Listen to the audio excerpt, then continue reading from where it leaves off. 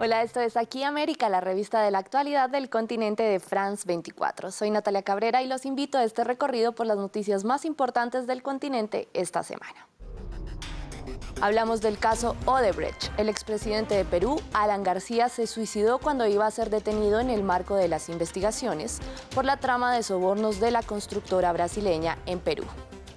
Y cada vez es más concurrida la contienda por la candidatura demócrata. Hay casi 20 precandidatos y ahora se suma Pete Buttigieg, un alcalde de Indiana que podría convertirse en el primer presidente de Estados Unidos abiertamente homosexual. La palabra es libre. Este es el lema de un innovador programa para rehabilitar a las detenidas en una cárcel de Ecuador y generar empleos para cuando estén en libertad. Nuestro corresponsal en Quito nos cuenta la historia de la radio tras las rejas. Y vamos de inmediato a Lima para nuestra historia principal.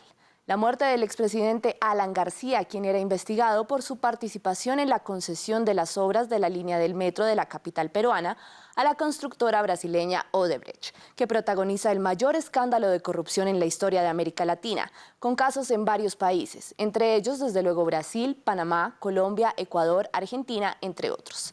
David González nos cuenta más. Decenas de proyectos de construcción realizados en Latinoamérica bajo la lupa. Políticos, presidentes y empresarios salpicados por uno de los escándalos más grandes de la región, el de la constructora brasileña Odebrecht. La empresa, fundada en 1944 en Bahía, Brasil, creció alimentada por las obras públicas en su país. En 2015 llegó a facturar 39.111 millones de dólares, pero ese año marcó el comienzo de su fin.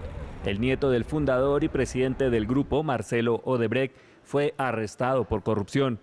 La justicia brasileña, que estaba tras el caso de Lava Jato, descubrió que Odebrecht sobornaba a políticos para asegurar licitaciones de obras y contratos sobrefacturados con Petrobras, la empresa pública de petróleos. Alrededor del 3% era luego distribuido entre empresarios, intermediarios y los mismos políticos. Incluso llegó a tener un departamento encargado de distribuir esos sobornos. El modelo de corrupción de la constructora fue exportado a varios países de Latinoamérica: México, Panamá, Ecuador, Venezuela, Colombia, Perú. Varios expresidentes resultaron vinculados a las investigaciones. Solo en Perú 3 de ellos fueron acusados. ¡A las calles a tumbar al corrupto del fiscal! En Colombia, hasta el fiscal general encargado de investigar fue relacionado con la empresa socia de Odebrecht en ese país. Aunque sus pagos eran altos, las ganancias que obtenía la empresa eran aún mayores. En Brasil llegó a ganar 1.8 billones entre 2003 y 2016 a cambio de sobornos pagados por 349 millones de dólares. En Argentina, por 35 millones de sobornos, obtuvo beneficios por el orden de 278 millones de dólares. El Departamento de Justicia de Estados Unidos multó a la empresa por 3.500 millones de dólares, casi un récord en casos de corrupción. Los coletazos del escándalo todavía están por verse. Por ahora, podrían haberse cobrado la vida del expresidente Alan García. Visitamos Estados Unidos para nuestra foto de la semana. Él es Pete Buttigieg, quien esta semana confirmó que compite por la candidatura demócrata a la presidencia. Es un momento histórico, pues se trata del primer candidato a la Casa Blanca abiertamente homosexual. Buttigieg es alcalde de la pequeña ciudad de South Bend, en Indiana, y es alguien a quien no se le debe perder la pista en esta concurrida contienda demócrata. Mi nombre es Pete Buttigieg, me dicen el alcalde Pete. Soy con orgullo un hijo de South Bend, Indiana, y soy candidato a la presidencia de Estados Unidos.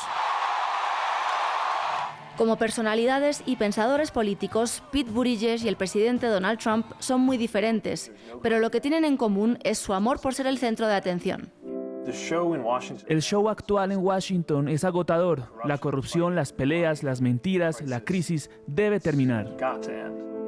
El hombre de 37 años, que ha servido 2 periodos como alcalde de South Bend, Indiana, saltó a la luz pública hace 5 años. En 2014, el Washington Post lo llamó el alcalde más interesante del que has oído hablar. Hoy está en todos los titulares de Estados Unidos, y la gente se pregunta si podría ser el primer presidente abiertamente homosexual. ¿Un homosexual compitiendo por la presidencia? Creo que es muy audaz. Lo veo como una fuerza unificadora, que es lo que necesitamos en estos tiempos. Es interesante ver a la gente emocionada y decir que el alcalde Pete nos está poniendo en el mapa. Buttigieg muchas veces hace apariciones junto a su esposo y se dan muestras de afecto públicamente. Pero hay más preguntas. ¿Cómo se pronuncia Pete Buttigieg? Incluso hay una canción sobre eso.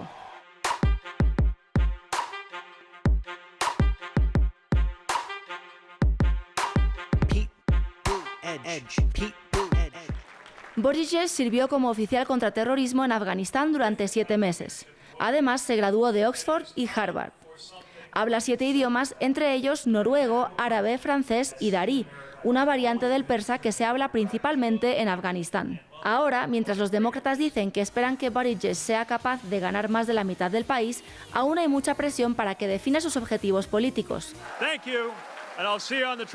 Hasta ahora ha mencionado algunas pocas políticas, incluyendo un servicio público nacional para jóvenes adultos y agrandar la Corte Suprema.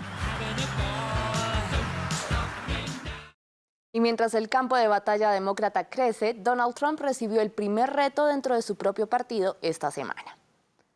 El exgobernador de Massachusetts, Bill Weld, anunció que quiere quitarle al presidente la candidatura republicana para el 2020. Este anuncio convierte a Trump en el primer presidente en ejercicio desde George Bush en 1992 en recibir un desafío dentro de su propio partido. Y es momento de nuestra cifra de la semana. 555. Ese es el número de casos de sarampión confirmados este año, según el Centro para el Control de Enfermedades. La epidemia está en camino a ser la peor desde que la enfermedad fue erradicada hace casi 20 años. Los judíos ortodoxos que se niegan a vacunarse podrían ser los responsables, pues la mayoría de casos se registra en las zonas en las que habitan.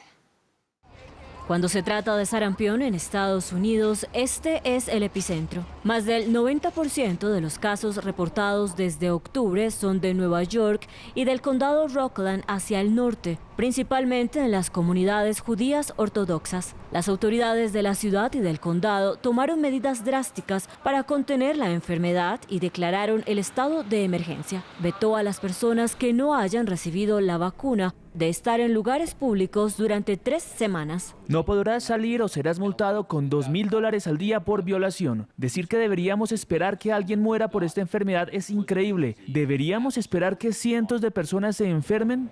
La orden llegó un día después de que la ciudad de Nueva York ordenara el cierre de una escuela judía por no mostrar sus registros de vacunación. Las vacunas contra el sarampión son obligatorias en Nueva York, pero esa orden se enfrenta a demandas de padres que aseguran que las vacunas llevan a problemas de salud e incluso a la muerte. ¿Cuáles son las razones para no vacunarlo?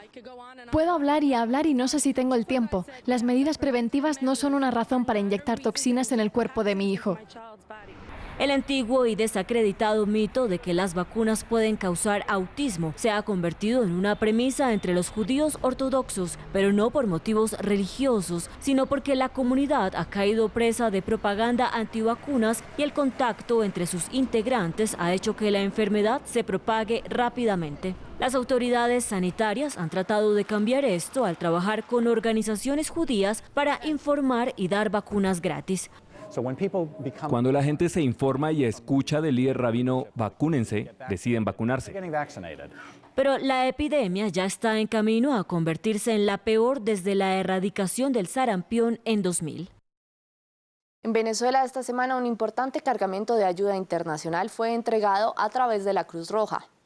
24 toneladas de suministros llegaron desde Panamá para ser entregados a hospitales que se enfrentan a la escasez de insumos médicos y a los cortes de luz. La entrega de la ayuda internacional se ha convertido en un foco de la crisis en Venezuela. Tanto la oposición como el oficialismo son señalados de politizar el asunto. La palabra es libre. Esa es la inspiración para un grupo de internas del Centro Penitenciario de La Tacunga, el más grande de Ecuador, que con el apoyo de la Secretaría para la Rehabilitación Social ha creado un programa de radio que se transmite en señal abierta y que ha dado señales de ser un método efectivo para la reincorporación en la sociedad. Nuestro corresponsal en Quito, Gustavo Ortega, nos cuenta la historia.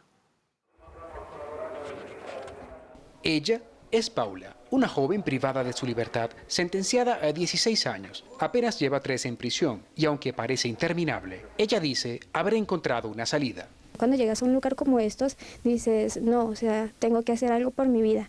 Y si tienes una sentencia larga, entonces lo que quieres es invertir tu tiempo en algo que te deje algo bueno. No se olviden de sintonizarnos en la 98.5 FM en Cuenca y Azogues. Se trata del programa semanal de radio llamado Palabra Libre, donde comparte micrófono con otras internas. Conseguir que esta propuesta salga al aire en diversas radios del país les hace volar. Cuando escucho la palabra mujer, pienso en el calor del hogar. Puedes decir realmente lo que sientes, lo que quieres decir, y como se llama nuestro programa Palabra Libre, tu palabra es libre. Ser mujer es ternura y firmeza. Este proceso de radiodifusión tras las rejas se ha convertido en una rehabilitación social para los internos que ha permitido generar plazas de trabajo a la hora de salir en libertad. Porque al insertarse en programas, sean estos culturales, educativos, deportivos, sociales, les beneficia porque ellas obtienen una calificación. De los 38.000 internos, más del 50% opta por actividades como la radiodifusión. Una radiorevista informativa, educativa y cultural.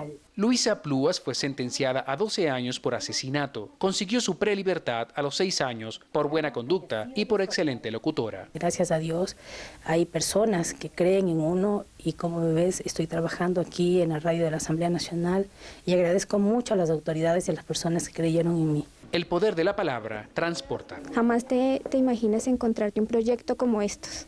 Entonces es un proyecto en el que puedes decir realmente lo que sientes. Y mientras los días siguen pasando en el encierro, este micrófono es lo más cercano al mundo exterior. Discriminación y violencia, esto es una gran... Y me despido en Cuba porque el famoso malecón de La Habana se ha convertido en una galería de arte al aire libre. Se trata de más de 1 kilómetro de obras de unos 30 artistas cubanos y 40 extranjeros, unidos en el proyecto Detrás del Muro. Gracias por acompañarme en Aquí América. Para más historias de América, los invito a seguirme en mis redes sociales en @ncabreraf24. Y en nuestra página web, france24.com, hay más noticias del continente y del mundo.